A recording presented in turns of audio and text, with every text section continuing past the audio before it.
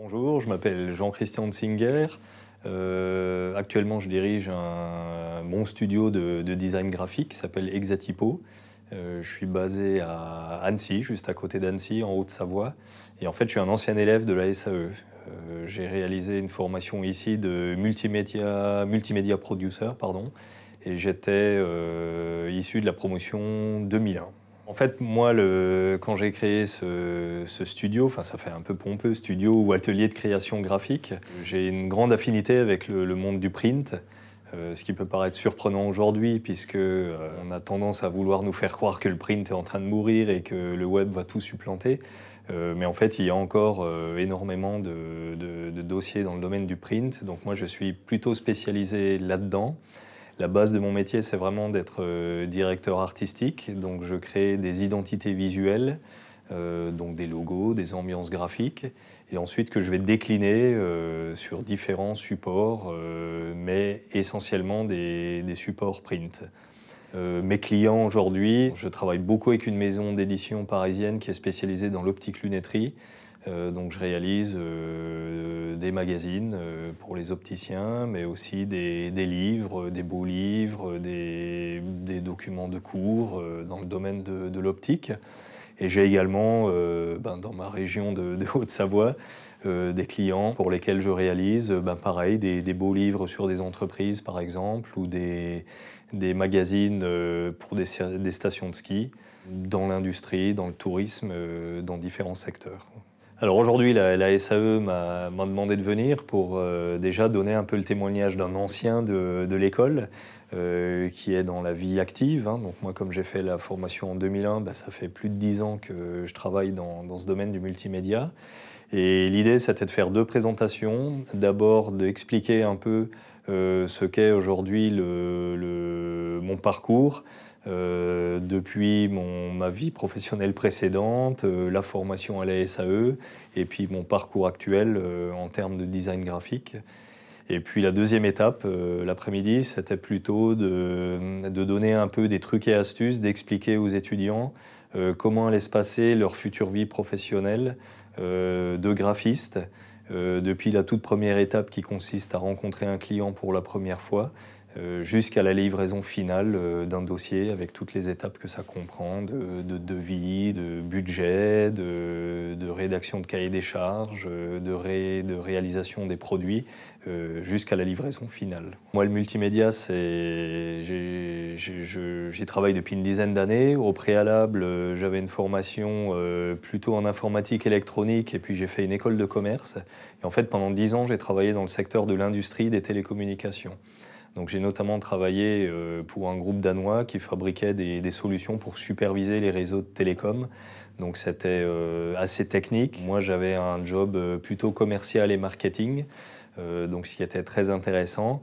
Mais je me rendais compte au fil des années que j'avais envie d'aller vers quelque chose de plus créatif, de plus artistique, de plus culturel.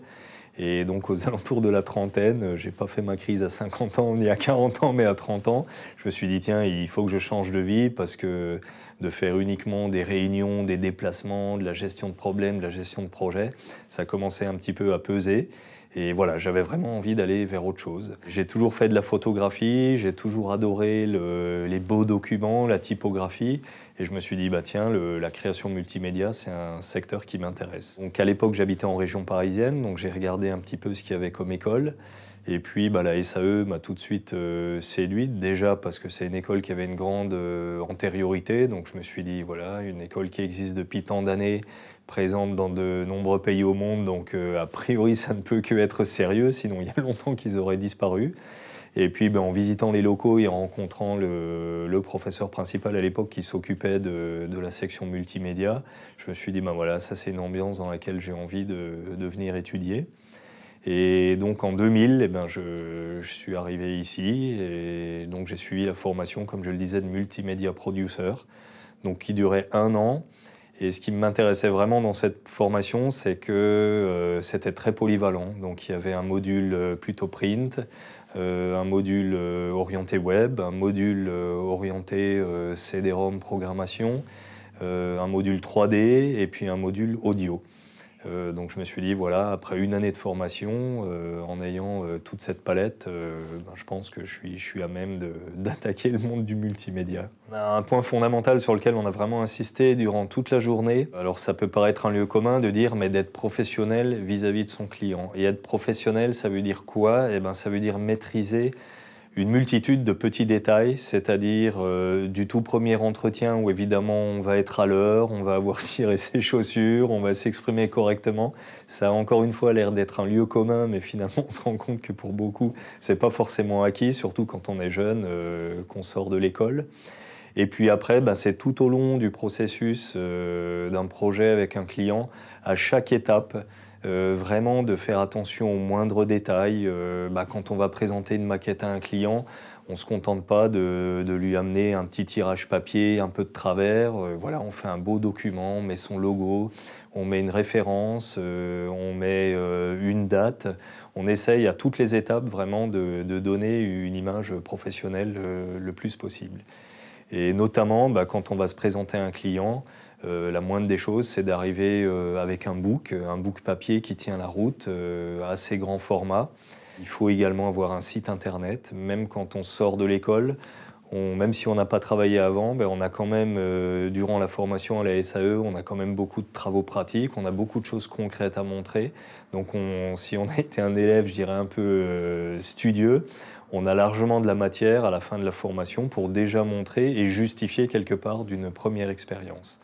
Donc le message, c'était vraiment travailler bien vos TP et présenter tout ça de façon sérieuse et professionnelle. Et bien entendu, le point de départ, quand on cherche du travail en sortant de l'école, c'est d'avoir un CV qui soit pro. On est quand même dans des métiers aujourd'hui créatifs. Donc arriver avec un CV écrit en Times ou en Comics Sans et fait avec Word, faut oublier tout de suite.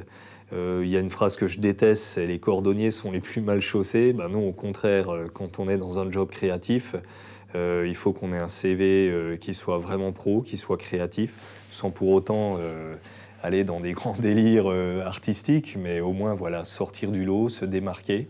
Avoir un book, encore une fois, papier, avec des choses à montrer, bien présenté, avoir un site internet dynamique. Et avec ça, en fait, on donne tout de suite une image sérieuse, pas du petit étudiant qui sort de l'école et puis qui va chercher du travail. Et surtout, on donne envie aux gens, que ce soit un employeur ou un partenaire, de nous embaucher ou de travailler avec nous.